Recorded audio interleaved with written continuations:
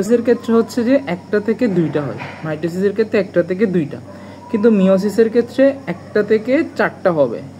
তবে সবচেয়ে বড় পার্থক্য হচ্ছে মাইটোসিসের ক্ষেত্রে যদি আমরা একটা ডিপ্লয়েড কোষকে বিভাজিত করি তখন হচ্ছে যে আবার যে নতুন কোষটা সৃষ্টি হয় সেটাও 2n বিশিষ্ট হবে। কিন্তু মিওসিসের ক্ষেত্রে কি হবে, যদি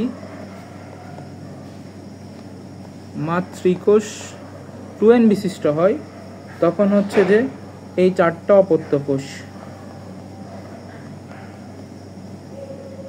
কোষ হবে n বিশিষ্ট। কি বুঝাইলাম, যদি 46টা ক্রোমোজোম থাকে তাহলে অপত্য কোষে থাকবে হচ্ছে প্রত্যেকটাতে 23 করে। এখন কেউ জিজ্ঞেস করিও না যে ভাইয়া তাইলে ঠিক আছে বুঝলাম, 46কে যদি আমরা ভাগ করি 23 + 23 তাহলে তো আমরা 2টা পাওয়ার কথা। জিনিসটা এমন না, এটা কোনোদিন যোগফল ফলো করো না। এখানে তুমি যদি আমরা বলি মাইটোসিসের ক্ষেত্রে 46 থেকে আমরা 46 পাইছি, মানে একটা থেকে দুইটা পাইছি যাদের ক্ষেত্রে ক্রোমোজোম সমান। তো এখানে কি কোনো যোগফল ফলো করছে যে ভাই এটা তো 46, এখানে তো আপনার 92 হয়ে গেল, তাহলে তো বাড়ি গেল। কেমনে বাড়ছে কি বাড়ছে সবগুলো তো আমরা ব্যাখ্যা করছি।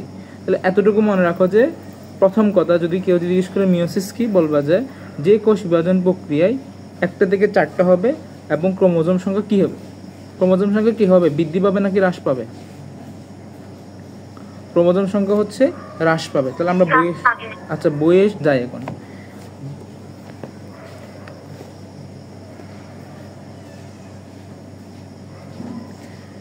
এতো মিওসিস বিভাজনে একটি মাতৃকোষ থেকে 4টি অপত্য কোষ পাওয়া যায়, যেগুলোর প্রতিটি মাতৃকোষের অর্ধেক সংখ্যক ক্রোমোজোম ধারণ করে, কাজে ডিএনএর পরিমাণও অর্ধেক হয়ে যায়। তাই মিওসিসের আরেক নাম কি, হ্রাসমূলক। এটা হচ্ছে খ নাম্বারের জন্য মোস্ট ইম্পর্টেন্ট, খ নাম্বারের জন্য।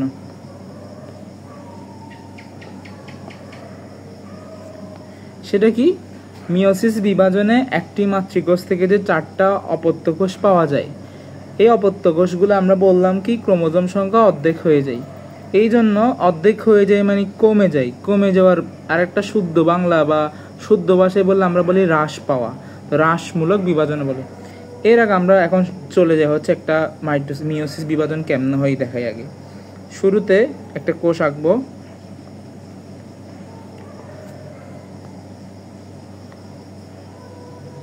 এর মধ্যে হচ্ছে বাকি অঙ্গাণুগুলো আছে, আমি বাকি অঙ্গাণুগুলোকে দেখালাম না। আমরা হচ্ছে নিউক্লিয়াসকে, কোথায় গেলাম আমরা, নিউক্লিয়াসকে আমি শর্টকাট করে লিখতেছি কারণ অনেক সময় লাগবে এরকম যদি প্রত্যেকটা জিনিস। এখন তো তোমরা জানো তাই বলতেছি, ক্লাস করতেছো বুঝাই দিলাম। এটাকে বলে নিউক্লিয়াস। এর মধ্যে আমরা আগের পড়াগুলোকে রিপিট করবো। সেখানে কি, এখানে কি থাকে, নিউক্লিওপ্লাজম থাকে,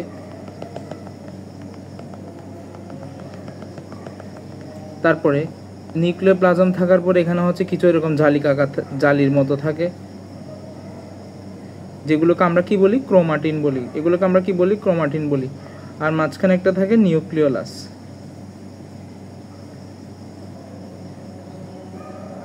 ঠিক আছে, সেম ভাবে প্রোফেজের মতোই, একদম হুবহু প্রোফেজের মতোই কি হবে, একদম হুবহু প্রোফেজের মতোই এখানে। আচ্ছা আমি এটা কপি করে যাই কেমন, তাহলে বেটার।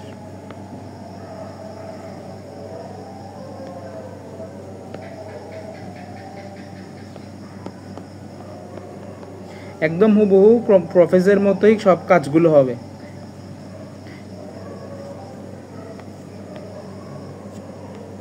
কি হবে, এখানে তোমার ক্রোমোজোম আস্তে আস্তে খাটো মোটা হইতে শুরু করবে এবং আলটিমেটলি এক সময় গিয়ে কি সৃষ্টি হবে, এরকম ক্রোমোজোমে পরিণত হবে। আমি ক্রোমোজোমগুলো এভাবে আঁকলাম, কিসে পরিণত হবে, এরকম ক্রোমোজোমে পরিণত হবে, মোটা খাটো হয়ে ক্রোমোজোমে পরিণত হবে। শেষ, আমাদের একটা গেল। এটা ছিল কিছু প্রোফেজ। এরপর সেম ভাবে, একদম হুবহু সেম ভাবে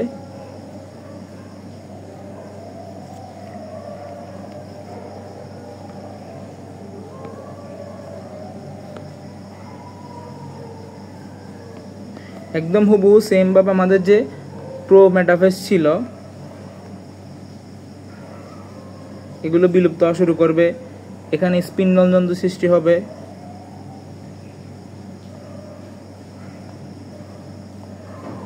একইভাবে এখানে ক্রোমোজোমগুলো আস্তে আস্তে এরকম হওয়া শুরু করবে।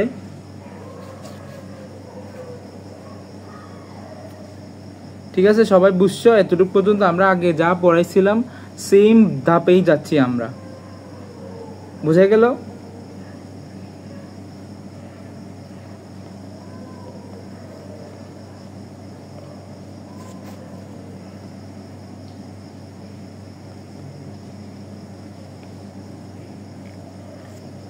তোমাদের জন্য হচ্ছে ছবিটা আরো ভালো করে আমরা বইয়ে চাইলে, এই যে প্রথম ক্ষেত্রে কি হবে দেখো, প্রথম ক্ষেত্রে 2n থেকে n করে দিব, হাফ করে দিব।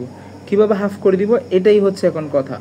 যদি আমরা এখন আগের মতোই যেতে থাকি তাহলে তো কি হয়ে যাবে, যদি আমি আগের মতো, এখন সবাই খেয়াল করে এই জায়গায় একটু বুঝো, যদি আমি আগের মতো, আচ্ছা আগে মেটাফেজে চলে যাই আমরা, ঠিক আছে? আমরা আগে মেটাফেজে চলে যাই। আমরা হচ্ছে বড় করে এখন দেখাই, শুধুমাত্র নিউক্লিয়াসকে ইন্ডিকেট করে দেখাই আমি। আমরা যদি মেটাফেজে আসি, মেটাফেজে কি হইতো, এরকম স্পিন্ডল যন্ত্র থাকতো,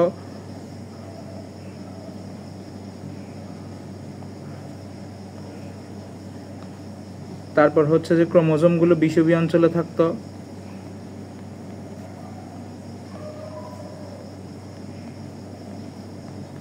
ঠিক আছে? এরপর কি হইতো, এরপর হচ্ছে মাঝখানে ভাগ হয়ে যেত, আবার মাঝখান বলতে এরকম ভাগ হয়ে যেত না, ক্রোমোজোমগুলো সেন্ট্রোমিয়ারটা মাঝখানে ভাগ হয়ে যেত।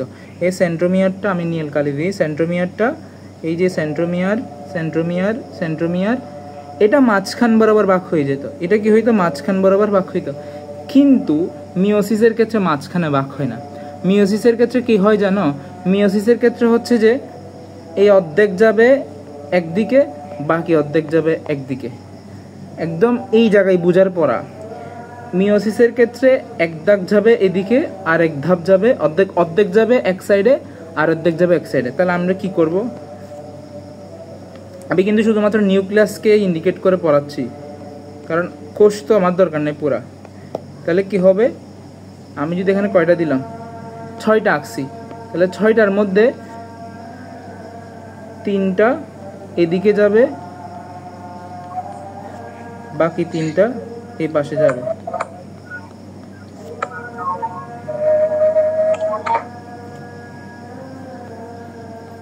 ঠিক আছে, এতটুকু সবাই বুঝছো? পার্থক্য কোন জায়গায়? আগে হয়তো মাঝখানে ভাগ হয়ে তারা চলে যেত, এখন হচ্ছে মাঝখানে ভাগ না হয়ে অর্ধেক দুই পারে যাবে। তাহলে দুই পারে গিয়ে কি হবে, এটা একটা আলাদা অংশ হিসেবে কাজ করবে।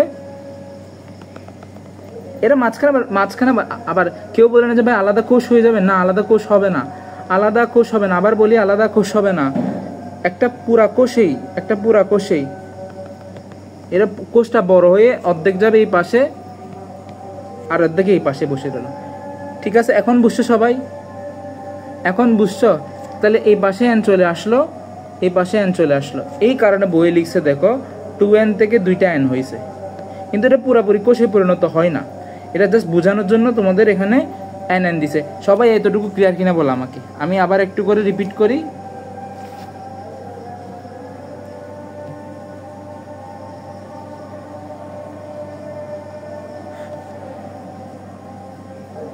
এটা হচ্ছে আমার একদম শুরুর কোষটা। এটা কি হইলো, আস্তে আস্তে খাটো মোটা হইতে হইতে প্রোফেজের মতোই এখানে ক্রোমোজোম দেখা শুরু করছে। এরপর আমাদের যে প্রোমেটাফেজে ক্রোমোজোমগুলো বিন্যস্ত হওয়া শুরু হয়, এটাও সেম বিন্যস্ত হওয়া শুরু করছে। তোমাদের এগুলো পরীক্ষায় কোনোদিন লিখতে হবে না, কিন্তু তুমি বুঝে না গেলে কখনো মানে বুঝবা না আর কি। তোমরা নর্মালি যদি মুখস্থ করে যদি 2n থেকে n হয়ে যায় তাহলে তোমরা যেতে পারো, কিন্তু কিভাবে হয় এটা জেনে রাখলে মনের একটা শান্তি, তাহলে কখনো ভুল হয় না। এরপরে এখানে আসছি, এখান থেকেই মূলত সমস্যাটা শুরু হয়।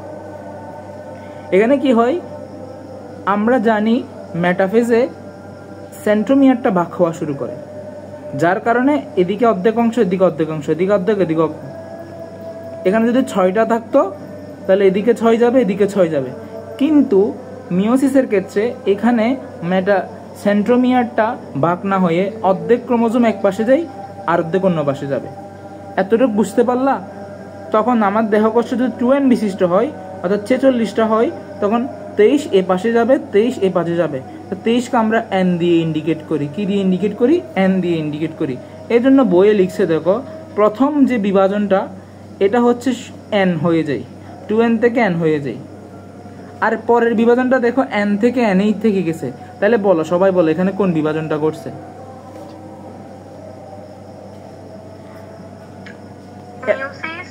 মায়ের খাবা।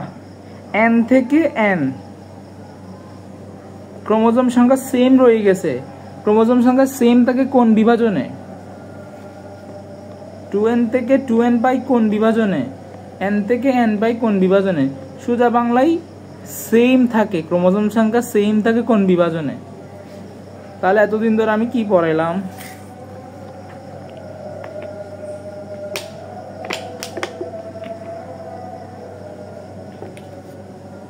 কেউ বলবা না?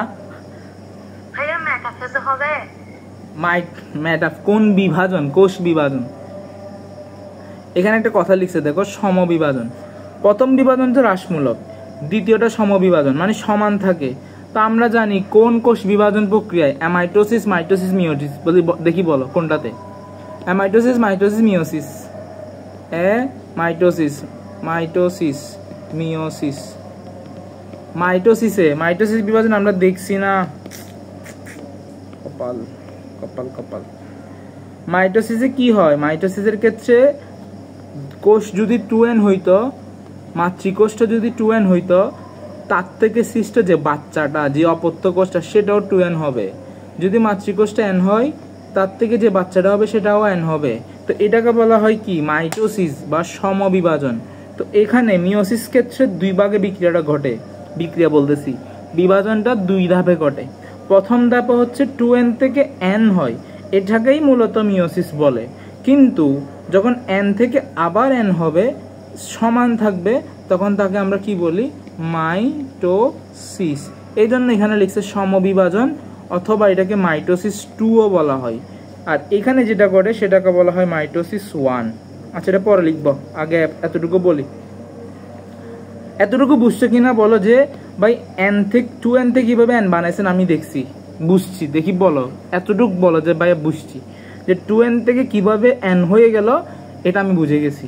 এতটুকু বুঝলে এনাফ। তারপর আমি সামনের আচ্ছা সামনের দিকে আগাই। এখন সামনের দিকে আগানো সহজ, কেন? তোমরা মাইটোসিস শিখে ফেলছো। সেম ভাবে এখন কি হবে দেখো,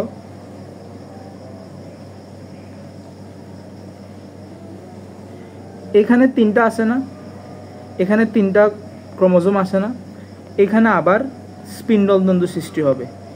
এই পাশে একটা স্পিন্ডল তন্তু সৃষ্টি হবে। আমি 3টা দিয়ে আচ্ছা দিচ্ছি, যাও বেশি দিচ্ছি, যাও। এই পাশে একটা স্পিন্ডল তন্তু, স্পিন্ডল যন্ত্র, এই পাশে একটা স্পিন্ডল যন্ত্র, মাঝখানে হচ্ছে ওই যে একটা মনে করার ভাগ আছে। তো এখানে যে 3টা ক্রোমোজোম ছিল সেগুলো স্পিন্ডল তন্তু এখানে আছে।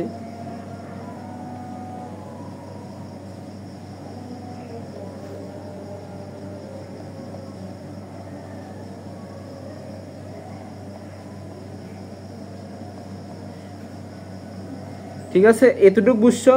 এরপর হচ্ছে সেম আগের আমাদের মাইটোসিস চলে আসছে। মাইটোসিসে যেমন হইতো সেম ভাবে এখানে কি হবে,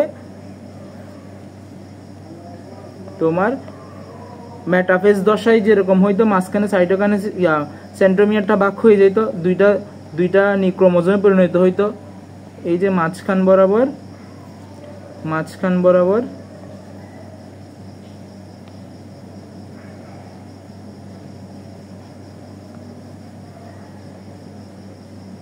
ভাগ হয়ে গেছে। সেম ভাবে এখানে দেখো,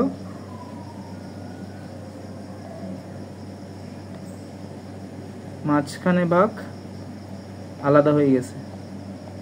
আলাদা হয়ে গেলে কি হবে? আলাদা হয়ে গেল, এরপরে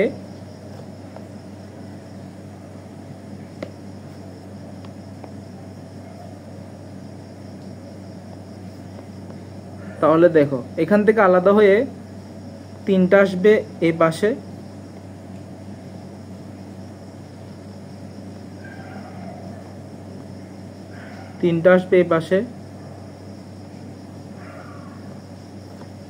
সেম ভাবে নিচেরটাও, নিচের দিকে যে হয়েছিল আলাদা, এই পাশে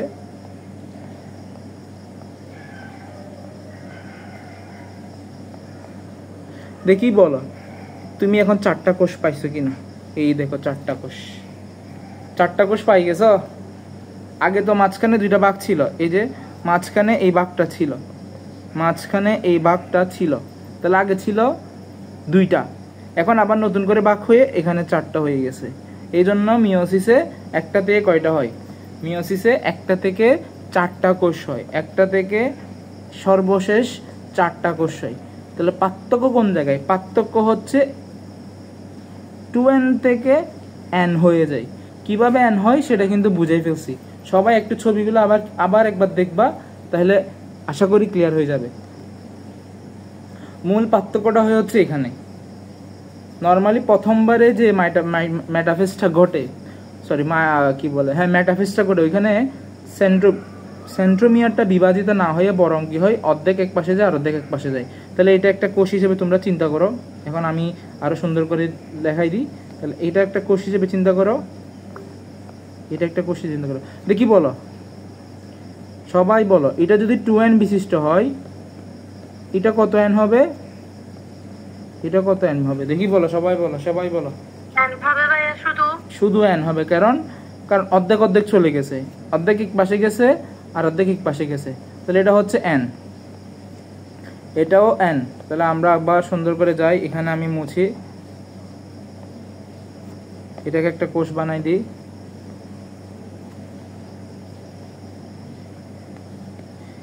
এটা সবাই বলো এটা কত, এটা হচ্ছে n, এটা n। সেম ভাবে এটা কি, এটাও n। এরপর সেম ভাবে আমাদের কি হইল,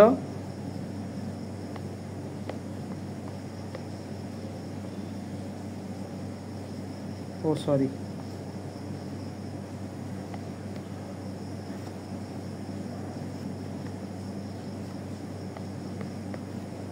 এটাও n, n n, এই n থেকে কি হইল, এটা কোন ধরনের বিভাজন, কখন মাঝখানে ভাগ যায়, কখন মাঝখানে ভাগ যায়, মাঝখানে কখন যায়, মাইটোসিসের ক্ষেত্রে যায়, গিয়ে কি হয়, গিয়ে হচ্ছে যে এখানে যদি 20টা থাকে তাহলে 40টা সৃষ্টি হবে, 40টার মধ্যে 20টাই পাশে আসবে, 20টাই পাশে যাবে। আবার বলি, যদি আমার কোষ সংখ্যা মাঝখানে মাইটোসিসের ক্ষেত্রে কি হইতো, যদি আমার ক্রোমোজোম সংখ্যা 20 থাকতো তাহলে মাঝখানে ভাগ হওয়ার কারণে 40 হইতো, 40 হওয়ার পরে 20 যাইতো এক পাশে, বাকি 20 আসতো এই পাশে। তো আলটিমেটলি কি হয়েছে দেখো,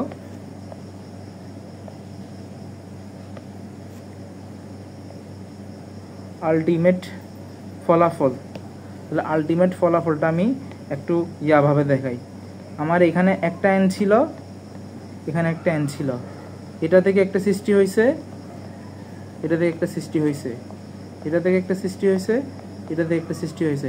তো কি বলো, এখান থেকে সবাই দেখে বলো, এটা n ছিল, মাঝখানে দ্বিগুণ হয়ে এক পাশ এদিকে গেছে, এক পাশ এদিকে গেছে, তাহলে এটা n হবে না 2n হবে নাকি হাফ n হবে?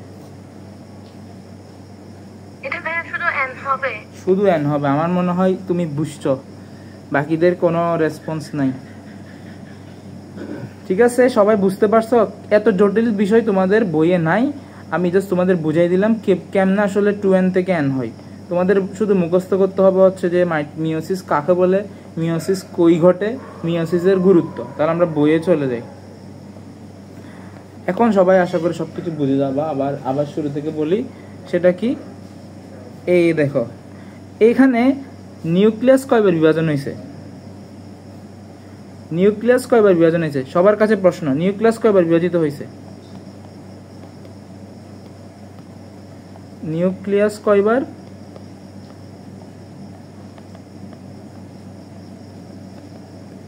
ক্রোমোজোম কয়বার? সবাই আশা করি ক্রোমোজোমটা আনসার দিতে পারার কথা।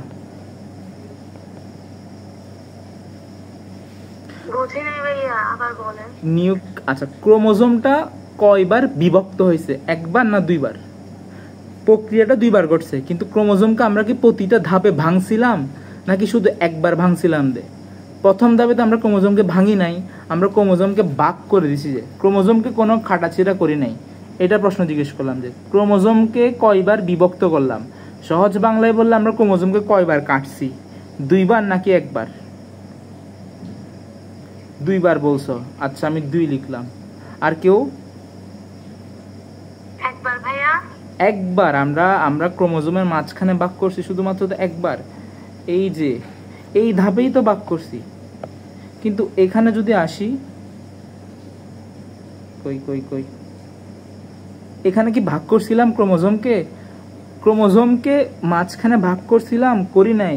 জাস্ট কি করে দিয়েছিলাম, ডিভাইড করে একে অর্ধেক দিছিলাম, ওইকে অর্ধেক দিছিলাম। কিন্তু এখানে কি বিভক্ত হয়েছে বলো? এই যে মাঝখানে ভাগ করছি, এটা কি ভাগ করছিলাম? এটা ভাগ করছিলাম কি, সাইটোপ্লাজম নাকি নিউক্লিয়াস?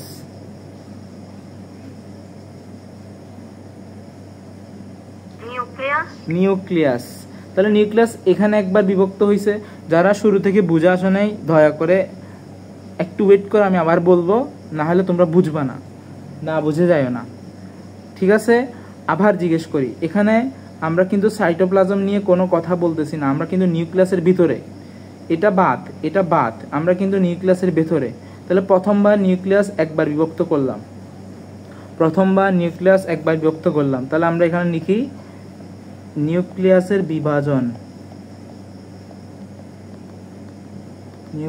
বিভাজন। কিন্তু এখানে ক্রোমোজোমের কোনো বিভাজন হয়েছে? সবাই বলো, ক্রোমোজোমের কোনো বিভাজন হয়েছে? হয় নাই। ক্রোমোজোমকে জাস্ট কি করে দিছি, যে আমরা ভাগ করে দিছি। যে আর ভাগ আর বিভাজন কিন্তু এক না। বিভাজন বলতে বলছি কেটে ফেলা, জবাই করে দেওয়া একদম মাঝখানে, শেষ। আমাদের আবার শুরু হইলো, প্রক্রিয়াটা শুরু হয়েছে। কিন্তু এখানে দেখো ক্রোমোজোমের বিভাজন হয়েছে, ঠিক আছে? তাহলে এখানে আমি লিখতে পারি ক্রোমোজোমের বিভাজন।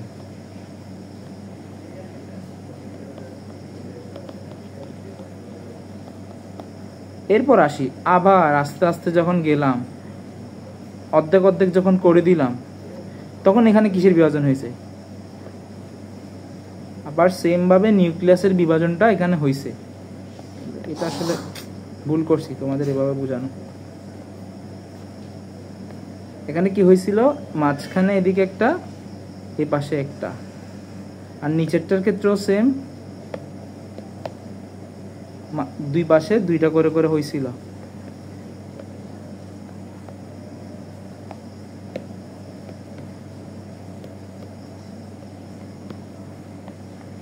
এদিকে এন আসছিল, বা 3টা ক্রোমোজোম দিই তাহলে আরো বেটার হবে।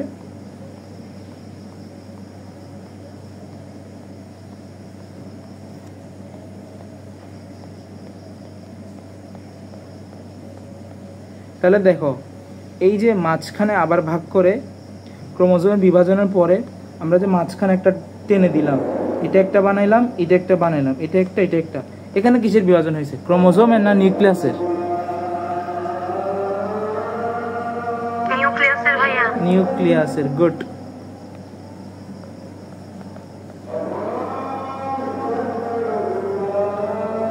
তাইলে এখন সবাই বলো, নিউক্লিয়াসের কয়বার, ক্রোমোজোমের কয়বার? নিউক্লিয়াসের 2 বার, ক্রোমোজোমের 1 বার। কারো কোনো কনফিউশন আছে এখানে? আশা করি নাই। তাহলে দেখো, তোমাদের সামনে বই আছে না সবার? বই না থাকলে বইটা নাও, নিয়ে এটা একবার রিডিং দাও। সবাইকে 1 মিনিট, আমি আজান দিচ্ছে তাই বললাম।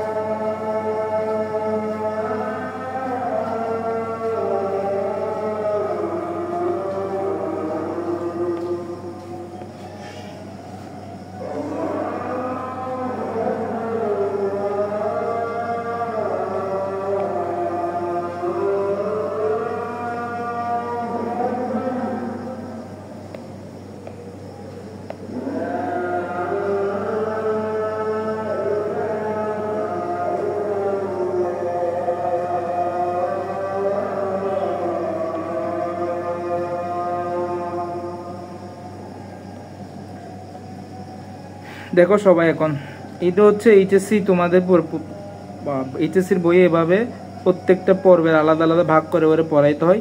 তুমি জাস্ট ছবিটা খেয়াল করবে, কারণ নাম টাম কিছু পড়ার দরকার নেই, কিচ্ছু পড়ার দরকার নেই। দেখো শুরুর দিকে এটা একটা কোষ, এর মাঝখানে ক্রোমাটিনগুলো আছে।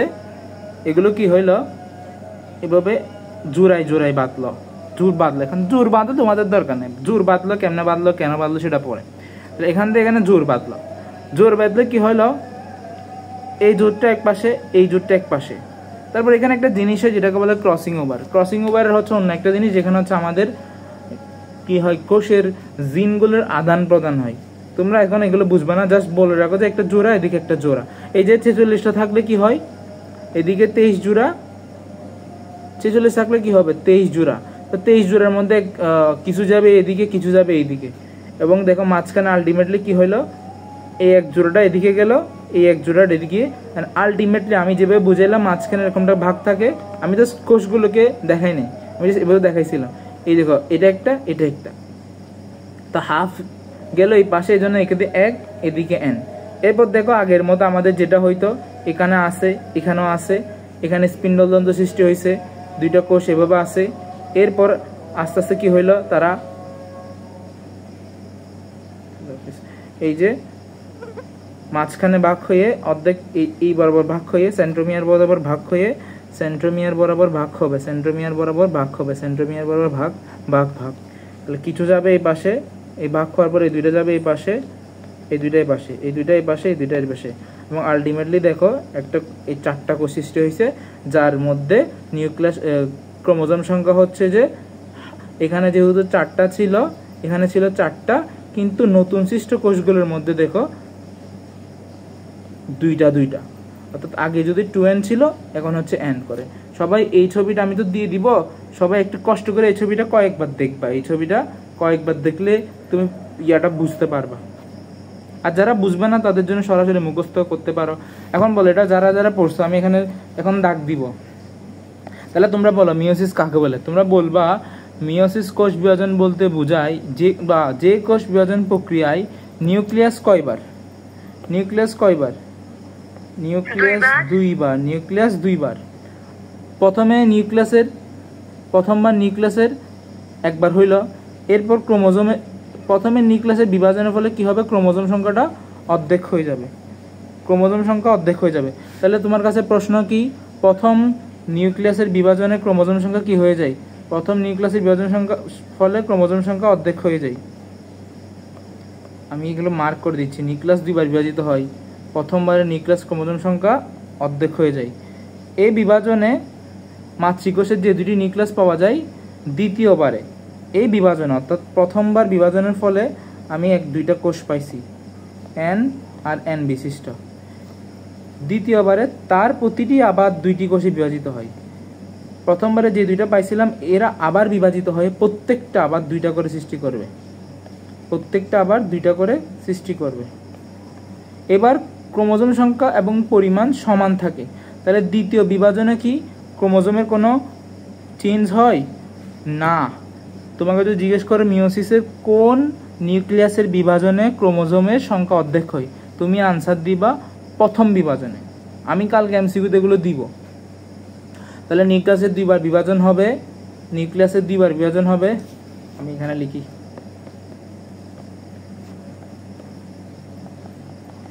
নিউক্লিয়াসের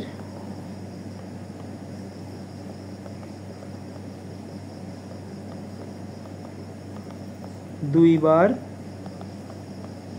বিভাজন হবে। তারপর প্রথমবার ক্রোমোজোম সংখ্যায় অর্ধেক হয়ে যাবে, দ্বিতীয়বার ক্রোমোজোমের সংখ্যা সমান থাকবে। বোঝা গেল? প্রথমবারে হচ্ছে ক্রোমোজোম সংখ্যা অর্ধেক হয়ে যাবে, আর দ্বিতীয়বারে হচ্ছে ক্রোমোজোমের সংখ্যা এবং পরিমাণ ঠিক থাকবে। তাই সব মিলিয়ে চূড়ান্ত ফল হলো এখান থেকে শুরু, মিওসিস বিভাজনে একটি মাতৃকোষ থেকে 4টি অপত্য কোষ পাওয়া যায়। কোষগুলোর প্রতিটি মাতৃকোষের অর্ধেক সংখ্যক ক্রোমোজোম ধারণ করে, সাথে ডিএনও অর্ধেক হয়ে যাবে। তাই মিওসিসের আরেক নাম হ্রাসমূলক বিভাজন। ক্লিয়ার সবাই? এই লাইনটা ক্লিয়ার? এই পার্টটা ক্লিয়ার তো? এটা খ নাম্বারের জন্য তোমরা গাইড থেকে পড়ে নিবে, গাইডে আছে এগুলো। হ্রাসমূলক বিভাজন কাকে বলে? যারা বুঝছো তাদের গাইড পড়লে 2 মিনিট লাগবে, যারা বুঝে নাই তাদের গাইড পড়লে পরীক্ষার আগের রাতেও পড়া হবে না। আবার বলে দিলাম, গাইড আমি তোমাকে কেন পড়াচ্ছি, সব তো বইয়ে আছে, গাইডে আছে, মুখস্থ করতে চলে যেতে পারো। তোমার কাজ হচ্ছে বুঝে না, পড়াটা বুঝে নিলে তাড়াতাড়ি মুখস্থ করতে পারবা। আর সংজ্ঞাটা কিভাবে দিবা? আচ্ছা, মিওসিস শব্দটার অর্থ হচ্ছে কি? হ্রাসমূলক বিভাজন। বলেই দিস আসলে। সিস মানে প্রক্রিয়া, মিওসিস মানে হচ্ছে হ্রাসমূলক বিভাজন বা হ্রাসমূলক প্রক্রিয়া, যেখানে নিউক্লিয়াস 2 বার, ক্রোমোজোম 1 বার। এই ছবিটা সবাই একটু আঁকবা, কঠিন কিছু না, এবং এটাই মনে রাখবা মূলত এটাই হচ্ছে মিওসিস। বাট দ্বিতীয়টা হচ্ছে মিওসিস না, দ্বিতীয়টা হচ্ছে মাইটোসিস। তবে কেউ যদি জিজ্ঞেস করে, তোমাকে কেউ জিজ্ঞেস করবে না হচ্ছে যে মাইটোসিসের মধ্যে মিওসিস হয় কিনা, এরকম জিজ্ঞেস করবে না, কিন্তু এবার জিজ্ঞেস করতে পারে যে মিওসিসের দ্বিতীয় বিক্রিয়াটা কিসের সমতুল্য। তুমি তখন আনসার দিবা, বই এভাবে লিখে রাখবা মাইটোসিস, এবং এটাও কিন্তু মাইটোসিসের সমতুল্য। প্রথমটাও মাইটোসিস, এটা বলে মাইটোসিস 1। সবাই এটা আছে তোমাদের বইয়ে, মাইটোসিস 1, এটাকে বলে মাইটোসিস 2। প্রথম নামটা হচ্ছে মাইটোসিস 1, দ্বিতীয়টা হচ্ছে মাইটোসিস 2। তো মাইটোসিস 1 আর মাইটোসিস 2 মিলে একসাথে বলা হয় মিওসিস। প্রশ্ন হচ্ছে মিওসিস কেন হয়? এটাই তো শেষ না, আমরা রিডিং পর এখানে গুরুত্বপূর্ণ পয়েন্টগুলো ইন্ডিকেট করে তোমাদের শেষ করে দিব। এখন 8:40, আরও সময় আছে। কেন হয়? প্রশ্ন কেন? আমাদের তো আমি আসলে এখন এখানে অনেকেই জানো ভাই প্রশ্ন কেন হয় সেটা আমরা আগেই পড়তে অভ্যস্ত হয়ে গেছি। দেখো, আমরা হচ্ছে কত এন বিশিষ্ট? সবাই আমরা জানি আমাদের দেহকোষ 46টা ক্রোমোজোম থাকে, ঠিক তো? আমাদের দেহকোষে 46টা থাকে, এটার সাথে কেউ ভিন্ন মত আছো? আমাদের দেহকোষ 46। তো মনে করি এটা আমাদের বাবা মা। এখন বাবা থেকে যে শুক্রাণুটা সৃষ্টি হবে এটাও যদি 46 থাকে, এবং ডিম্বাণুটাও যদি 46 থাকে, এই দুইটা একসাথে হইলে তো 92 হয়ে যাবে। যার ফলে প্রথম প্রজন্ম ছিল 46। মানে আমরা প্রজন্ম বলতে কি বোঝাই? বাবাদের একটা যুগ, আমাদের একটা যুগ, আর বাবাদের নাতিদের একটা যুগ, মানে আমাদের পরের একটা যুগ প্রজন্ম। প্রথম প্রজন্ম 46, দ্বিতীয় প্রজন্ম হয়ে যাবে 92, তৃতীয় হবে কত? 92 কে 2 গুণ করলে 9 2 18, 8 হাতে আছে 1, 9 2 2 4 18, 184। তো এভাবে যদি চলতে থাকে তাহলে কোনো প্রজন্মেই ক্রোমোজোমের ভারসাম্য থাকবে না। এখন প্রশ্ন হলো, ভাইয়া ক্রোমোজোমের ভারসাম্য নাই তো কি হয়েছে? আমরা তো মানুষই থাকবো। মানুষ থাকবা, ঠিক আছে, তখন মানুষের মধ্যে অনেক চেঞ্জ হবে। ধরো আমাদের 46টা ক্রোমোজোমের মধ্যে 46টা ক্রোমোজোমের, তোমরা ক্রোমোজোমের গঠনগুলো জানো আপাতত, অনেকেই সবাই মোটামুটি জানো। আমি একদম সিম্পলভাবে আঁকি, ওই দিন অনেক বুঝাইছিলাম এগুলো। আমি এখান থেকে একটা জুম করলাম, এখানে একটা ফিতার মতো পাই, এটাকে জুম করলাম, আমি এখানে ডিএনএ পাই। এখানে সব কিছু লেখা আছে। তখন যদি আমার দেহে 46টা থাকে, 46টার জন্য যা যা লেখা দরকার সব আমার প্রকাশ পায়। এখন যদি 92 হয়ে যায়, তখন সব কিছু কিন্তু ডাবল সৃষ্টি হবে। তখন আমাদের হাত পাগুলো হবে গরিলার মতো, একদম বড় বড়। এরপরে যাবে গরিলার থেকে আরো বেশি বড় বড় হয়ে যাবে। আমাদের চুলগুলো হবে আরো মানে নর্মাল যে চুলগুলো আছে এর থেকে আরো 4-5 গুণ আস্তে আস্তে বাড়তে থাকবে। মানুষের হাত পাগুলো হয়ে যাবে একরকম, মানে সবকিছু ডাবল যখন সৃষ্টি হবে। আমরা জানি আমাদের সবকিছু লিমিটেড, আমাদের হাত হবে 2টা, তো হাত 2টা তৈরির জন্য যা যা দরকার সব আল্লাহ লিখে দিছে। এখন 46টার মধ্যে লিখে দিছে সবকিছু। এখন 46-এর পরিবর্তে যদি 92 হয়ে যায়, তাহলে একটা 46 আছে 2 হাত, বাকি 46 আছে আরো 2 হাত, তাহলে আমাদের হাত 4টা হয়ে যাওয়ার কথা। তো এমন তো হইতে পারবে না। এটা বজায় রাখার জন্য আমাদের কি করতে হয়? আমাদের ক্রোমোজোম সংখ্যাটা হ্রাস করে, এখানে শুক্রাণু ডিম্বাণুতে এগুলো হ্রাস করে ফেলতে হয়। এখানে আমরা অর্ধেক করে দিই, হাফ করে দিই, যার কারণে আবার আমাদের যে দেহকোষটা সৃষ্টি হয় সেটা আবার 46 হয়।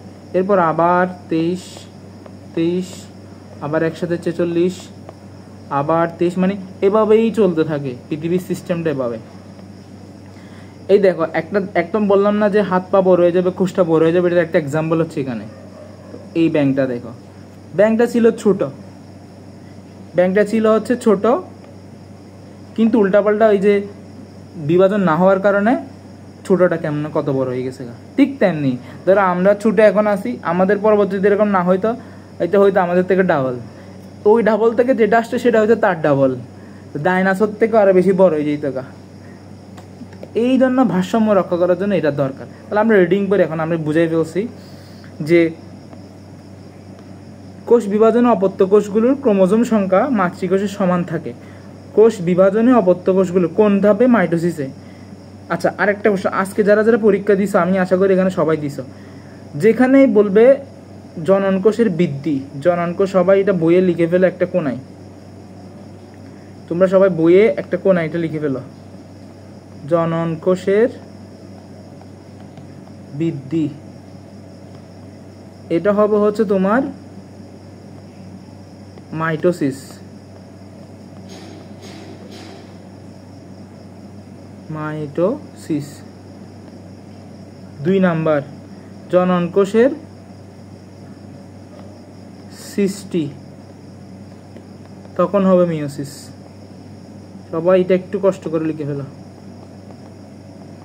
কিভাবে আমি ব্যাখ্যা দিচ্ছি, এই যে আমি কিছুক্ষণ আগে বললাম যে আমাদের দেহকোষ ছিল, এটা ছিল আমার দেহকোষ, এখান থেকে যে জনন কোষগুলো সৃষ্টি হয়েছে, জনন কোষগুলো সৃষ্টি হয়েছে, এখানে কিন্তু মিওসিস করছি। কিন্তু ধরো আমার একটা শুক্রাণু ছিল, আমি শুক্রাণু একটা থেকে 20টা শুক্রাণু বানাইলাম, তখন কি দিব বলো দেখি, সবার কাছে প্রশ্ন। আমার একটা শুক্রাণু ছিল এন বিশিষ্ট, এটাকেও আমি শুক্রাণু বানাবো এন বিশিষ্ট, এখানে কি মাইটোসিস হবে নাকি মিওসিস হবে? মাইটোসিস হবে ভাইয়া। মাইটোসিস। এই জন্য মাইটোসিস, এই যে বৃদ্ধি, একটা থেকে 20টা বানালাম, এখানে বৃদ্ধি করলাম না? অথবা এটা ছিল এরকম ছোট্ট একটা ছিল, এটাকে আমি এত বড় করলাম, এটা এন বিশিষ্ট, এটাও এন বিশিষ্ট, তো এখানে কি মিওসিস হবে? অর্থাৎ তুমি ছোট ছিলা, তুমি আস্তে আস্তে বড় হইছো, তোমার ক্ষেত্রে কি মাইটোসিস নাকি মিওসিস হইছে? তুমি যে বৃদ্ধি পাইছো, মাইটোসিস, মাইটোসিস। আর তৈরি, সেই জন্য লিখে দিলাম যে তৈরি বললে বলবা হচ্ছে মিওসিস, এই যে তৈরি হয়েছে, আর বৃদ্ধি বললে হবে হচ্ছে তোমার মাইটোসিস। এরপর আমরা বলি বৃদ্ধি এবং অযৌনজননের জন্য মাইটোসিস কোষ বিভাজন অপরিহার্য। এটা অযৌনজনন আমরা ওই দিন বুঝাইছিলাম কিভাবে অযৌনজনন হয়, তোমরা ওই ক্লাসটা যারা করছো তারা আশা করি ক্লিয়ার, কিন্তু ওই টাইম সিকিউর জন্য সবাই দেখায় না। আজকে পরীক্ষাও ছিল একটা এরকম কোশ্চেন, ঠিক আছে, এটা সবাই দেখায় না। মাইটোসিস এবং কোথায় ঘটে? বৃদ্ধি এবং কোষ বিভাজনের জন্য। যৌনজননে পুং ও স্ত্রী জনন কোষ মিলনের প্রয়োজন হয়, এই যে শুক্রাণু এবং ডিম্বাণু মিলন হয়। যদি জনন কোষের ক্রোমোজোম সংখ্যা দেহকোষের সমান থেকে যায়, অর্থাৎ 46টা থেকে যদি 46 পাই, তাহলে জাইগোট কোষের ক্রোমোজোম সংখ্যা জীবটির দেহকোষের দ্বিগুণ হবে। অর্থাৎ আমার যদি এটা 46 থেকে 46 পাইতাম, তো আলটিমেটলি যে জাইগোটটা হইতো এটা 92 হইতো, এটা কার ডাবল? 46-এর ডাবল হয়ে যেত, দ্বিগুণ হয়ে যাবে। মনে করো একটি জীবের দেহকোষের এবং জনন কোষের ক্রোমোজোম সংখ্যা 4, দেহকোষের এবং জনন কোষে, দেহকোষ আর জনন কোষ একই কথা। আচ্ছা, এখন প্রশ্ন হলো ভাই দেহকোষ আর জনন কোষ কি? দেহকোষ হচ্ছে দেহ গঠন করে, জনন কোষ হচ্ছে জনন কোষ সৃষ্টি করে। দেহকোষ দেহ গঠন করে, জনন কোষ জনন সৃষ্টি করে। আমাদের যে জননাঙ্গ আছে, সহজ বা তোমরা কিছু মনে করবে না, তোমরা ছোট, এই জন্য আমাদের যে পেনিস আছে, মেয়েদের কাছে যে ওভারি, তারপর হচ্ছে যে এই জায়গার মধ্যে যে কোষগুলো আছে যেখান থেকে মূলত শুক্রাণু ডিম্বাণু সৃষ্টি হয়, ওগুলোকে আলাদা করে আমরা কি নামে ডাকি? জনন কোষ বলতে পারি। মানে আমাদের দেহে যা কোষ আছে সবগুলোকে একসাথে দেহকোষ বলি। এর মধ্যে কিছু কোষ আছে যারা হচ্ছে যে জনন কোষ সৃষ্টি করে, শুক্রাণু ডিম্বাণু সৃষ্টি করে, তাদেরকেও বলবো হচ্ছে জনন কোষ। তাহলে এটা কিন্তু একই কথা। একই কথা কোন দিক থেকে? কোষের দিক থেকে, কোষের ক্রোমোজোম সংখ্যার দিক থেকে। এটা তো যদি 4 থাকে, এটা তো 4 থাকবে, কিন্তু এদের পার্থক্য করলাম কিসের উপরে? কে বলতে পারো? বুদ্ধি খাটাই, কার উদ্দীপকের তথ্য বিশ্লেষণ করার ক্ষমতা বেশি দেখি। ভাইয়া কি বলছেন বুঝি নাই। দেহকোষ আর জননকোষ কোন দিক থেকে একই বলবা, কোন দিক থেকে ভিন্ন বলবা? আমি তো বললাম আমাদের শরীরে যা কোষ আছে সবগুলোকেই দেহকোষ বলে, কিন্তু এর মধ্যে কিছু কিছু দেহকোষ আছে যারা হচ্ছে শুক্রাণু এবং ডিম, ছেলেদের ক্ষেত্রে শুক্রাণু, মেয়েদের ক্ষেত্রে ডিম্বাণু তৈরি করে। তো ওইগুলোকে আমরা আলাদা করে স্পেসিফিকভাবে নাম দিই জনন কোষ। ঠিক আছে, তাহলে কাজটা হচ্ছে রহিম। আচ্ছা আমরা এখানে লিখি ভাইয়া দ্বিগুণ হবে। দ্বিগুণ, এভাবে দ্বিগুণ হইতে থাকবে। দ্বিগুণ হলে আমি কি বলছিলাম, সবকিছু ডাবল ডাবল সৃষ্টি হবে, সবকিছু উল্টাপাল্টা হয়ে যাবে। তো এটাতেই বলছে যে যা মাতৃকোষে মাতৃজীবের ক্রোমোজোম সংখ্যা দ্বিগুণ। যদি প্রতিটি জীবন চক্রে এভাবে চলতে থাকে, প্রতিটি চক্রে যৌন জননের ফলে ক্রোমোজোম সংখ্যা বারবার দ্বিগুণ হতে থাকবে। আমরা জানি ক্রোমোজোমের জীবের বৈশিষ্ট্য নিয়ন্ত্রণকারী জিন বহন করে। এটা এমসিকিউর জন্য দাগ দাও। ক্রোমোজোম কি করে? ক্রোমোজোমের মধ্যে ডিএনএ থাকে, ডিএনএই হচ্ছে সবকিছু নিয়ন্ত্রণ করে। কাজে ক্রোমোজোম সংখ্যা দ্বিগুণ হতে থাকলে বংশধরের মধ্যে আমূল পরিবর্তন ঘটে। যেহেতু পুং ও স্ত্রী জনন কোষে ক্রোমোজোম সংখ্যা অর্ধেক, তাই জীবের যৌন জনন ও পুং ও স্ত্রী জনন কোষের মিলনের ফলে জাইগোট পূর্ণ সংখ্যক ক্রোমোজোম পাওয়া যায়। এটা হচ্ছে আমাদের জানা পড়া, এই কথাটা হচ্ছে আমরা জানি। হ্যাঁ বলো। আমল মানে কি? আমূল পরিবর্তন মানে অনেক বেশি পরিবর্তন হবে। স্বল্প পরিবর্তন, আমাদের ক্ষেত্রে তো স্বল্প পরিবর্তন হচ্ছে। আমরা কি সেম থাকি? আমার বাবার মতো দেখতে, মায়ের মতো দেখতে হয় না। এটা তো আমরা, এটাকে তুমি অনেক বেশি পরিবর্তন বলতে পারো না। আমার বাবার মতো চেহারা কিন্তু আমার হুবহু না, একটু মায়ের মধ্যে একটু। এটা অবশ্যই তো পরিবর্তন হয়েছে আমাদের বংশধরের মধ্যে, বাট আমূল পরিবর্তন বলতে এই যে এরকম ছোট্ট একটা ইয়া থেকে, এরকম ছোট্ট একটা ব্যাং থেকে হঠাৎ করে বড় একটা ব্যাং হয়ে গেল, এটা হচ্ছে অনেক বেশি পরিবর্তন। ঠিক আছে, এটাকে বলে আমূল। বেশি পরিবর্তন হওয়াকে বলা হয় আমূল, আর স্বল্প হচ্ছে স্বল্প পরিবর্তন। এটা আমরা জানি মিওসিসের কারণে কি হয়, পুং ও স্ত্রী জননকোষে ক্রোমোজোম সংখ্যা অর্ধেক হয়ে যায়। এই অর্ধেকগুলো যখন একসাথে হয় তখন যে জাইগোটটা তৈরি করে, তখন আবার আমরা 2n এ ব্যাক যাই। এখানে সুন্দর করে বুঝাইছে যে 2n থেকে আমরা n শুক্রাণু ডিম্বাণু পাই, এর ফলে যেটা সৃষ্টি হয় সেটা আবার জাইগোটটা 2n বিশিষ্ট হয়। এটা এতদিন ধরে আমি বুঝাইতে আসি।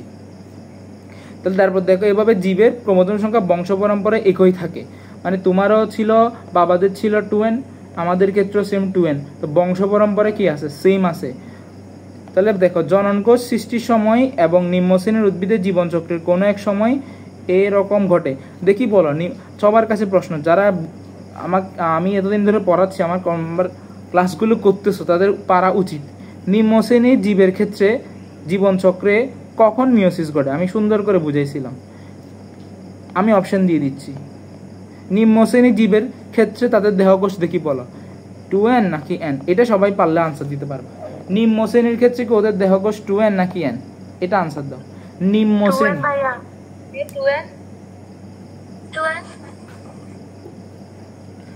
n, তানহা লিখছে ওরটাই হয়েছে। আমরা কি নিম্ন? তুমি কি পাগল? তুমি কি নিম্ন? তুমি তো উচ্চ শ্রেণী, তুমি একটা ভালো মানুষ, তুমি হচ্ছে যে আশরাফুল মাকলুকাত, তুমি সবার চেয়ে সেরা। তো তোমার যদি 2n হয়, তুমি নিম্ন শ্রেণীকে আবার 2n বানাই দিচ্ছে কেন? নিম্ন শ্রেণী হচ্ছে n, এটা আমি পড়াইছি, সবাই যেটা দ্বিতীয় ক্লাসে পড়াইছি। নিম্ন শ্রেণী হচ্ছে n, উচ্চ শ্রেণী হচ্ছে 2n। আমরা ওই নোটেরটাতে একটু যাই। তোমরা কি যে করতেছো, আমাদের হতাশ লাগতেছে। এই যখন নিম্ন শ্রেণীর, তাদের দেহকোষটা হচ্ছে তোমার n। তো দেহকোষ থেকে যদি আমি জননকোষ বানাইতে যাই, nকে যদি আমি মিওসিস করি, এখানে যদি আমি মিওসিস করতাম, এই জায়গায় যদি আমি মিওসিস করতাম, এই জায়গায় যদি আমি মিওসিস করতাম, তাহলে n থেকে হাফ n হয়ে যেত। আমরা জানি মিওসিসে অর্ধেক হয়ে যায়, কিন্তু পৃথিবীতে হাফ n বলতে কিছু নেই। n থেকে আমার n রাখতে হবে। রাখার জন্য আমরা তখন নর্মালি মিওসিস হওয়ার কথা ছিল, হয়ে যাবে মাইটোসিস। আমার প্রশ্ন, আমাদের ক্ষেত্রে দেহকোষ থেকে জননকোষ যে শুক্রাণু ডিম্বাণু সৃষ্টি হয়, এগুলো আবার বলি একটু খেয়াল করো। আমাদের ক্ষেত্রে দেহকোষ থেকে যে জননকোষ শুক্রাণু ডিম্বাণু সৃষ্টি হয়, ওইখানে মাইটোসিস ঘটে না মিওসিস ঘটে?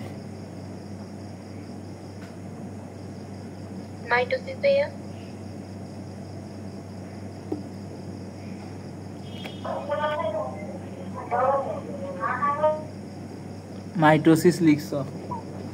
আমাদের ক্ষেত্রে হলে তো ভাইয়া মিওসিস হবে না? মিওসিস হবে যে, আমাদের তো 2n, 2n থেকে আমরা জননকোষ শুক্রাণু ডিম্বাণু n করে ফেলি, তো n করলে কি মাইটোসিস নাকি মিওসিস? মিওসিস। কিন্তু নিম্ন শ্রেণীর ক্ষেত্রে n থেকে n করতে হবে, এই জন্য গোটা মাইটোসিস। বোঝা গেল? তাহলে ওদের শুক্রাণু n, ডিম্বাণু n, ওদের যে জাইগোটটা সৃষ্টি হয়েছে সেটা হচ্ছে 2n। এতটুকু বুঝছো কিনা বলো এখন? তাদের দেহকোষ n ছিল, এখান থেকে শুক্রাণু ডিম্বাণু সৃষ্টি করছি n, তারাও n বিশিষ্ট হইতে হবে। এখন প্রশ্ন হলো, ওদের দেহকোষটা তো n, জাইগোট হয়ে গেছে 2n, তো এটাকে কমাইতে হবে না? তো কমানোর জন্য কি ঘটে? কমানোর জন্য মিওসিস। তাহলে বলো আমাদের ক্ষেত্রে কিরকম, ওদের ক্ষেত্রে কিরকম? আমাদের দেহকোষ থেকে জননকোষ সৃষ্টির সময় মিওসিস, আর জননকোষ থেকে জাইগোট থেকে দেহকোষ সৃষ্টির সময় মাইটোসিস। আর এটা কেন যেন পড়ো না আমি বুঝলাম না, ক্লাসটাতে এত করে ভালো করে বোঝানোর পর যদি এরকম আবার বোঝাইতে হয়। ওদের নিম্ন শ্রেণীর ক্ষেত্রে হচ্ছে n থেকে আমরা শুক্রাণুগুলো n পাইছি, জাইগোটটা পাইছি 2n, আমাদের মতোই, কিন্তু আমাদের দেহকোষ 2n ছিল, তাই আমি এখানে মাইটোসিস করতাম। ওদের দেহকোষটাতে 2n না, ওদের দেহকোষ n, তো 2n কে তো আমাকে কমাইতে হবে, কমানোর জন্য মিওসিস। তাহলে বলো নিম্ন শ্রেণীর কোথায় মিওসিসটা ঘটছে? নিম্ন শ্রেণীর কোথায় মিওসিসটা ঘটছে? নিম্ন শ্রেণীর কোথায় মিওসিসটা ঘটছে? নিম্ন শ্রেণীর কোথায় মিওসিস ঘটছে?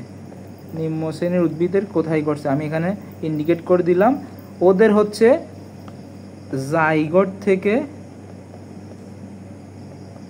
দেহকোষ সৃষ্টির সময়। ক্লিয়ার? যা বড় করে দেখালাম, ওদের ক্ষেত্রে জাইগোট থেকে দেহকোষে, কোষের অর্ধেক ক্রোমোজোম সংখ্যা, সে অবস্থাকে আমরা কি বলি?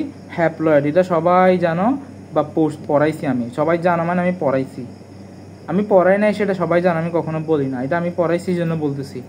আমাদের যে n সেটাকে বলি আমরা হ্যাপ্লয়েড, যখন 2 হয় তখন তাকে বলা হয় ডিপ্লয়েড। তাহলে তোমাদের যদি হ্যাপ্লয়েড কাকে বলবা, তোমাদের পরীক্ষা যদি হ্যাপ্লয়েড কাকে বলে যে প্রশ্ন আসে ক নাম্বার, বলছে কোষের অর্ধেক সংখ্যক ক্রোমোজোমকে হ্যাপ্লয়েড বলে, আর পূর্ণ সংখ্যা হলে তাকে বলা হয় ডিপ্লয়েড। এটা খ নাম্বারে আসে, এটা খ নাম্বারে আসে, হ্যাপ্লয়েড কাকে বলে, ডিপ্লয়েড কাকে বলে। অর্থাৎ মিওসিস হয় বলেই প্রজাতির বৈশিষ্ট্য বংশ পরম্পরায় টিকে থাকে। উদ্দীপকের গুরুত্ব অপরিসীম লেখার জন্য এই প্রশ্নটা দিয়ে তোমাকে ঘ নাম্বারে কোশ্চেন করবে, ঘ বা ঘ। এই দেখো এখন আসি, মিওসিস প্রধানত জীবের জননকোষ বা গ্যামের সৃষ্টি, আবার এখানে দিচ্ছে দেখো সৃষ্টির সময়, আমি বলেই ফেলছি যে সৃষ্টি বললে তোমরা দেখাবা মিওসিস, বৃদ্ধি বললে তোমরা দেখাবা হচ্ছে মাইটোসিস। সৃষ্টির সময় এটা ঘটে সুপুষ্পক উদ্ভিদের পরাগধানী এবং ডিম্বকের মধ্যে।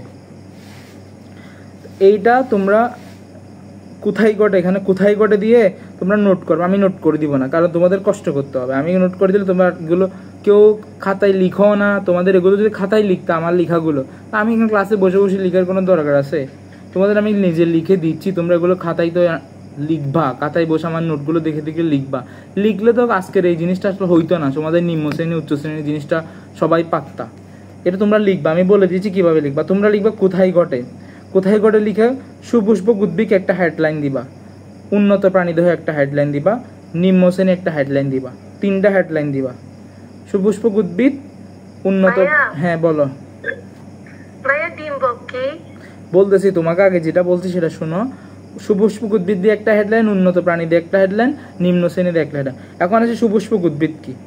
সহজ বাংলায় যেসব উদ্ভিদের ফুল হয় তাদেরকে বলা হয় সুপুষ্পক, যেসব উদ্ভিদের ফুল হয় তাকে বলা হয় পুষ্পক। এখন সবাই তো জবা ফুল দেখছ, জবা ফুল তো সবাই চিনো, সবাই দেখছ। ফুল কি? ওই হ্যাঁ ফুল কি? ফুল চিনস না? ফ্লাওয়ার যেটা দিয়ে, আচ্ছা না এখানে বলা উচিত হবে না। ফ্লাওয়ার যা বললাম।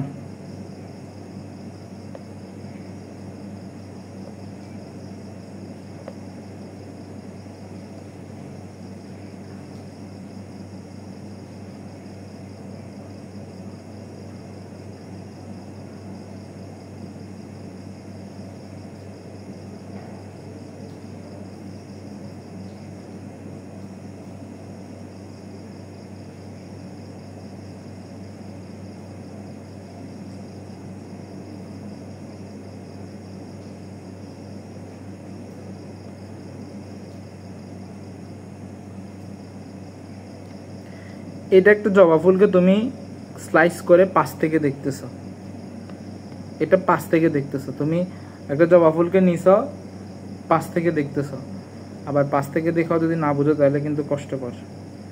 অর্থাৎ এই যে ফুলটাকে তুমি উপর থেকে না কেটে কিভাবে কাটো আমি বলি, তোমাকে সামনে দাঁড় করাও, তোমার নাকের বরাবর একটা ছুরি বসাও, ছুরিটা উপরের দিকে নিয়ে যাও, নিয়ে মাথার উপরে নিয়ে যাও, মাঝখানে কাটলে তুমি দুই পাশে দুইটা আলাদা হয়ে যাবে, এইভাবে কাটবা আর কি। তো মাথার উপর থেকে একদম দুই টুকরা করে ফেলবে, তোমার এটা মাথা এখান মাঝখান বরাবর নিচের দিকে যেতে থাকবে, বা সামনে ছুরি বসাইছ তোমার নাক থেকে একদম শুরু করবা ভিতরের দিকে। আচ্ছা ঘরত দেয়া আছে তাহলে তো ভালো, থাকলে তো আর ভালো। তো এর মধ্যে এটা হচ্ছে আমরা পাপড়ি সবাই চিনি, এই অংশটা হচ্ছে পাপড়ি, এরকম কিছু অংশ থাকে, এগুলো খুব ছোট ছোট এবং এগুলো মানে একটা আঠালো আঠালো, এগুলোকে বলা হয় পরাগ ধানী, পুংকেশর। মানে আমাদের যেমন কি ছেলেদের ক্ষেত্রে যেরকম জননাঙ্গ আলাদা, মেয়েদের জননাঙ্গ আলাদা, উদ্ভিদের ক্ষেত্রে হচ্ছে পুরুষের যে জননাঙ্গ সেটাকে বলে পুংকেশর, আর স্ত্রী জনাঙ্গটাকে বলে স্ত্রীস্তবক। দুটোটা একসাথে থাকে, আবার কিছুটা একসাথে থাকে না। এর মধ্যে এটাকে বলা হয়, এই যে জিনিসটা এখানে হচ্ছে তোমার রেণু থাকে, রেণুগুলো কিসের মতো, রেণুগুলো হচ্ছে তোমার শুক্রাণু ডিম্বাণুর মতো, সোজা বাংলায় শুক্রাণু, সোজা বাংলায় হচ্ছে শুক্রাণু। তো এই জন্য লিখছে হচ্ছে যে পরাগধানী, পরাগধানী। সবাই বুঝছে এখন? ধানী শব্দের অর্থ হচ্ছে থলি, ধানী শব্দের অর্থ থলি। ফুলের শুক্রাণুকে বলা হয় পরাগ, ফুলের শুক্রাণুকে বলা হয় পরাগ। আর ডিম্বক হচ্ছে যে এটা একটা ডিম্বাশয়, এটা পুরোটা হচ্ছে স্ত্রীস্তবক। এখানে হচ্ছে এইখানে যে রেণুগুলো থাকে এগুলো হচ্ছে এখানে এসে পড়ে, এখান থেকে এখানে ভিতরের দিকে আসে, এখানে হচ্ছে ভিতরে থাকে হচ্ছে ডিম্বক। ডিম্বকটা কি? ডিম্বাণুকে আসলে ডিম্বক বলতে পারো তোমরা নর্মালি, বাট ডিম্বক আর ডিম্বাণু অবশ্যই আলাদা। যেখানে ডিম্বাণু থাকে সেটাকে ডিম্বক বলে। বুঝতে পারছো? যে জিজ্ঞেস করছে ডিম্বক কি, ডিম্বক হচ্ছে যে যেখানে ডিম্বাণু থাকে, ডিম্বক হচ্ছে যেখানে ডিম্বক থাকে, আর পরাগধানী হচ্ছে যেখানে পরাগরেণু থাকে, যেখানে পরাগরেণু থাকে, যেখানে ডিম্বাণু থাকে। আর উন্নত প্রাণীতে আমি বললাম ছেলেদের জননাঙ্গের নাম শুক্রাশয়, মেয়েদের হচ্ছে ডিম্বাশয়। তো দুটোটা সেমই, মানে ওদের পরাগধানী বলতে আসলে আমাদের শুক্রাশয় বোঝায়, ওদের ডিম্বক বলতে আমাদের ডিম্বাশয় বোঝায়। এখানে কি ঘটে? মিওসিস ঘটে।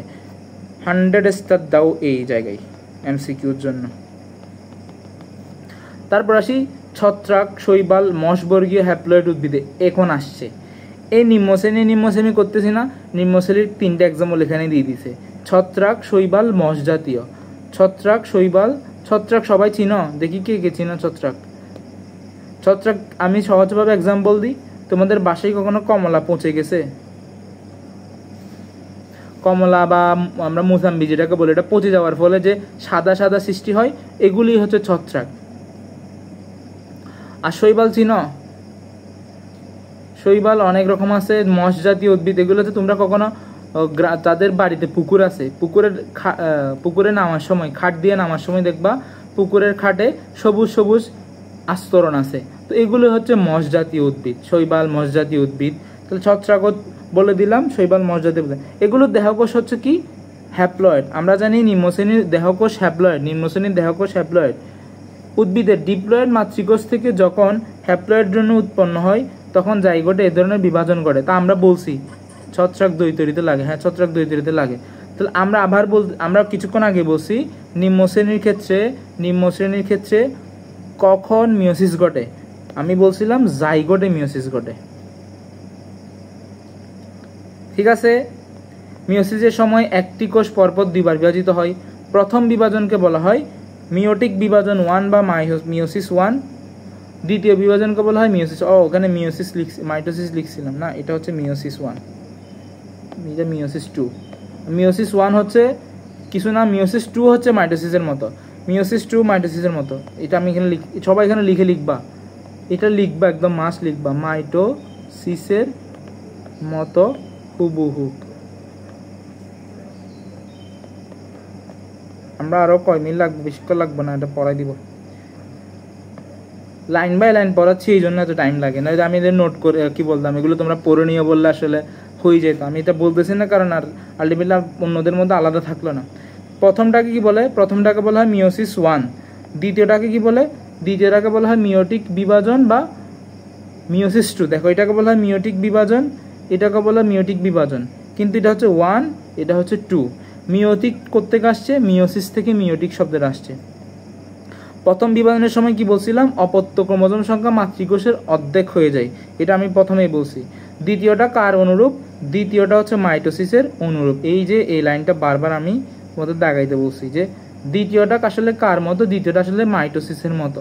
এখানে ক্রোমোজোমের কোনো পরিবর্তন হয় না। বাস্তবে মাঝে মাঝে হঠাৎ করে কি হয়, ক্রোমোজোম সংখ্যা বেড়ে গিয়ে নতুন প্রজাতির উদ্ভব করতে পারে। যেমন ব্যাঙের একটা প্রজাতি, এটার নাম, বৈজ্ঞানিক নাম মুখস্থ করতে হবে, জেনোফাস ট্রপিকালিস। জেনোফাস ট্রপিকালিস। সম্পূর্ণ ক্রোমোজোম সংখ্যা দ্বিগুণ হয়ে জেনোফাস লেইভাস, জেনোফাস লেইভিস নামক একটা নতুন প্রজাতি উৎপন্ন হয়েছে। তারপর আসে প্লান্টি রাজ্যের বিভিন্ন সদস্যের, যেমন আলু। প্লান্টি কি, মনেরা কি, এগুলো প্রথম অধ্যায়ের পড়া।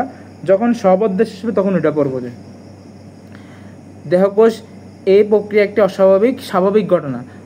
আচ্ছা বলো, এটা কি ভুল লাগছে নাকি সঠিক লিখছে বলো তো? দেহকোষে মিওসিস স্বাভাবিক নাকি অস্বাভাবিক?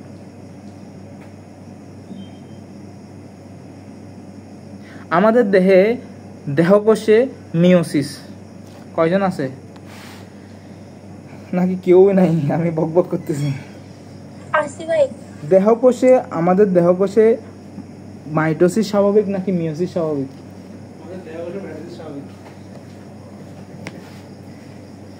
বলো বলো। আল্লাহ, মাইটোসিস। আরেকটা লিখছে মিওসিস। কেমনে ভাই? আমাদের দেহে যদি মিওসিস হইতো তাহলে আমার দেহ তো চেঞ্জ হয়ে যেত, 2n থেকে n হয়ে যেত। আমাদের দেহে হচ্ছে মাইটোসিস স্বাভাবিক, কিন্তু কাদের দেহে মিওসিস স্বাভাবিক? প্লান্টি রাজ্যের। আমি বারবার এগুলো হচ্ছে, তোমরা চাইলে আমার ক্লাসটা আবার রেকর্ড করে কোশ্চেনগুলো লিখে ফেলতে পারো, কীভাবে কোশ্চেনগুলো বলতেছে আমি। প্লান্টি রাজ্যের বিভিন্ন সদস্যের ক্ষেত্রে হচ্ছে এই প্রক্রিয়া স্বাভাবিক। এখানে এই প্রক্রিয়া বলতে কাকে বুঝাইছে? এই প্রক্রিয়া বলতে আসলে মিওসিসকে বুঝাইছে। আমাদের দেহে দেহকোষে মাইটোসিস স্বাভাবিক, কিন্তু প্লান্টি রাজ্যের ক্ষেত্রে মাইটোসিস নয় বরং মিওসিস স্বাভাবিক। তারপর হচ্ছে অনেক সময় আমরা ইচ্ছাকৃতভাবে খাদ্য হিসেবে এগুলো আচ্ছা বলো, কেন বেছে নিচ্ছি? কারণ হচ্ছে এই যে ধরো একটা ছোট্ট একটা আলু ছিল,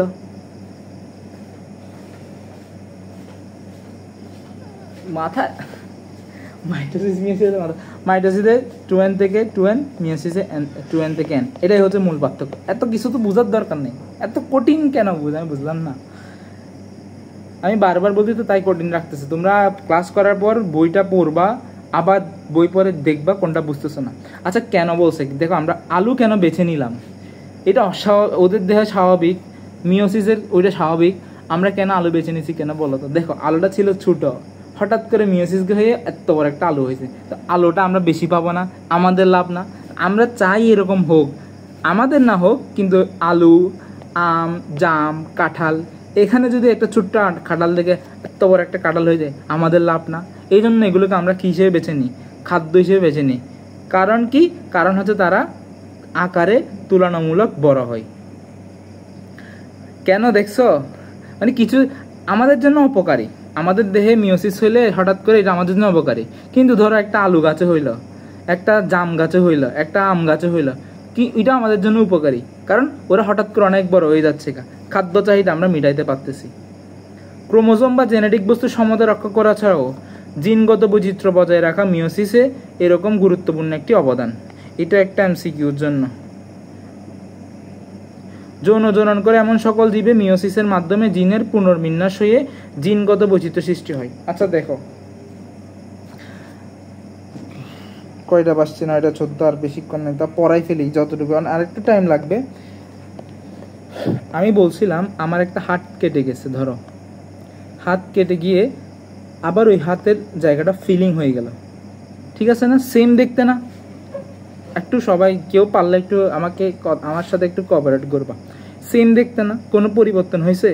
কিন্তু আমি যদি চিন্তা করি আমার বাবা আর আমি দেখতে কি হুবহু সেম? না। কেন হয়েছে? কারণ হচ্ছে বাবার থেকে আসছিল 23টা ক্রোমোজোম, মায়ের থেকে আসছে 23টা ক্রোমোজোম। এখানে বাবার পাবো কিছু বৈশিষ্ট্য, মায়ের পাবো কিছু বৈশিষ্ট্য। এই দুইটা একসাথে হয়ে আমার নতুন কিছু বৈশিষ্ট্য তৈরি হবে। আবার বাবার কিছু বৈশিষ্ট্যের মধ্যে বাবার বৈশিষ্ট্যটা করতে আসছিল আমাদের বাবারটা হচ্ছে না আমাদের দাদা দাদি থেকে, ওদের কাছে 23 আসছে, বাবারটা 46 হয়েছে। এখন যখন 23 থেকে আবার 23 সৃষ্টি হয় তখন হইতে পারে কি, দেখো 23 মিলে 46 সৃষ্টি করছে, মানে দাদা দাদি মিলে আমার বাবাদের সৃষ্টি হয়েছে, যেখানে হচ্ছে 23 মিলে 46। এখন আবার বাবা থেকে তো 23 সৃষ্টি হবে। এখন প্রশ্ন হলো তো তাহলে ভাইয়া 23টা তো বিভিন্ন রকম হইতে পারে, তো এই 23টা হুবহু চলে আসছে, অথবা এমন হইতে পারে যে দাদার 23টার মধ্যে 10টা আমার কাছে আসলো, দাদির 13টা আমার কাছে আসলো। এই জন্য দেখবা দাদা দাদির সাথেও আমাদের কিছু না কিছু মিল থাকবে। এই যে বংশ পরম্পরা একটা কি থাকতেছে, মিল থাকতেছে। এটা কেন হয়? কারণ এখানে ভিন্নতার কারণে হইতে পারে এমন যে 22টা এখান থেকে আসলো, 1টা এখান থেকে আসলো, এমন হইতে পারে 20টা এখান থেকে আসলো, 3টা এখান থেকে আসলো, এমন হইতে পারে 5টা এখান থেকে আসলো, বাকি কয়টা রইল 18টা এখান থেকে আসলো। এই যে ভিন্নভাবে 23টা আসতে পারে, যত বেশি ভিন্ন হবে তত বেশি আমাদের বৈশিষ্ট্যগুলো ভিন্ন দেখা দিবে। তো এখন একইভাবে দেখো বৈচিত্র্য বজায় রাখতে জিনগত বৈচিত্র্য বলতে বুঝি কি আমরা একজন আরেকজনের মতো দেখতে না। এটার কারণ কি? প্রথমত বলি আমরা একজন আরেকজনের মতো দেখতে না।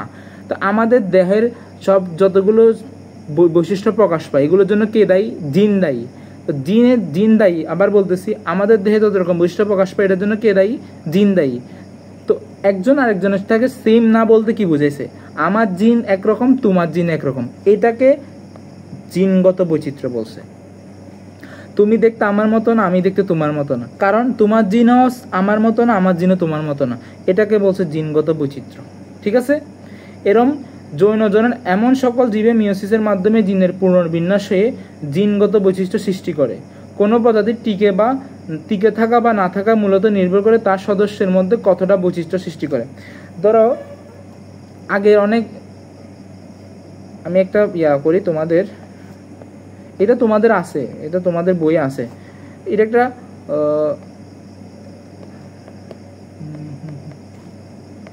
আচ্ছা না এখানে দিই। ধরো এটা হচ্ছে এই কালার একটা মাটি, তো এটা হচ্ছে একটা মাটির বাটি, এদিক থেকে আকাশ থেকে হচ্ছে একটা পাখি চোখ দিয়ে দেখা আছে, এখানে কিছু পোকা আছে, পোকাগুলোর মধ্যে হচ্ছে যে কিছু হচ্ছে এই কালার আর কিছু কালো কালার। দেখি বলো পাখিটা কোন পোকাকে আগে খাবে? একদম এটা তো সমান হয় নাই, ধরে নেওয়া হয়েছে এটা মাটির কালার, একদম হুবহু মাটির কালার।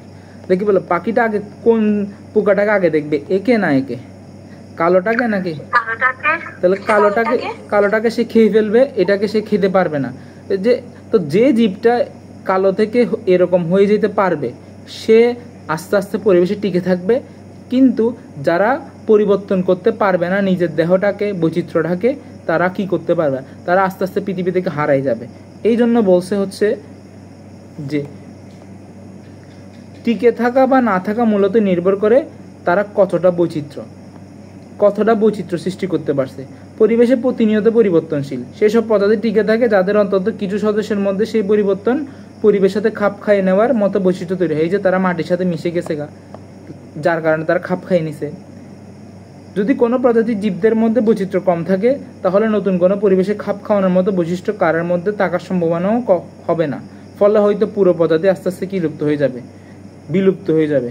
আর যদি কোনো প্রজাতির জীবদের মধ্যে বৈচিত্র্য বেশি থাকে তাহলে নতুন করে পরিবেশে খাপ খাওয়ানোর মতো বৈশিষ্ট্য কারো না কারোর মধ্যে থাকার সম্ভাবনা বেশি। তখন যদি বড় কোনো বিপদ আসে, ধরো বড় বিপদ আসলো, বন্যা হইলো, ঝড় বন্যা হইলো, তখন হচ্ছে কিছু সদস্য যদি বেঁচে যায় তারা মিয়োসিসের মাধ্যমে তাদের প্রজাতিকে আস্তে আস্তে টিকে রাখতে পারবে। জীবের টিকে থাকার ক্ষেত্রে বিশেষ সুবিধা দেয় বলে মিয়োসিস বিভাজন বিবর্তিত হয়ে জীবদেহের নিজের স্থান করে নিয়েছে। এটা একটা ঘ নাম্বারে দিয়ে বলবে ব্যাখ্যা করো। কিন্তু তোমাদের এই কথাগুলো আমি বুঝাইলাম, কিন্তু বুঝে কোনো লাভ নাই। বুঝছো, এখন বসে বসে মুখস্থ করতে হবে। তোমরা বুঝছো ততটুকু মুখস্থ করতে হবে। সবার কাজ দিলাম আমি, এগুলোকে তোমরা নোট করে পয়েন্ট আকার করা।